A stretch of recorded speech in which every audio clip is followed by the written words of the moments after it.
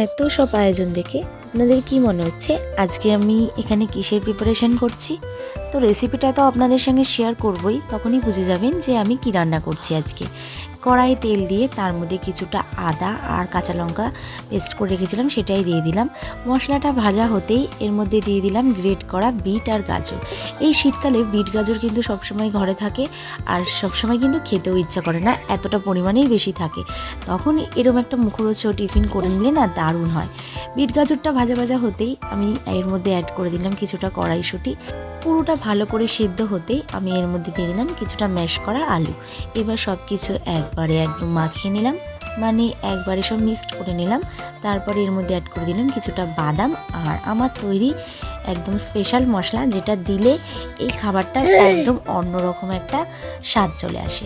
তো এতক্ষণে তো আপনারা বুঝেই গেছেন আমি এটা কি তৈরি করছি। হ্যাঁ, এটা হলো ভেজিটেবিল চপ, যেটা শীতের সন্ধ্যায় চা কফির সঙ্গে একদম জমে যাবে। আর আমি এটা একবারে অনেকগুলো বানিয়ে রেখেছিলাম, যেন একদম 2-3 দিন শীতের সন্ধ্যায় চা কফির সঙ্গে খাওয়ার জন্য কিছু ভাবতেই না হয় যে ফ্রিজ থেকে বের করব আর ভেজে চা কফির সঙ্গে সন্ধ্যেটা একদম জমে যাবে। তো এরমভাবেই আমি সব কটাই তৈরি করে রেখে নিলাম।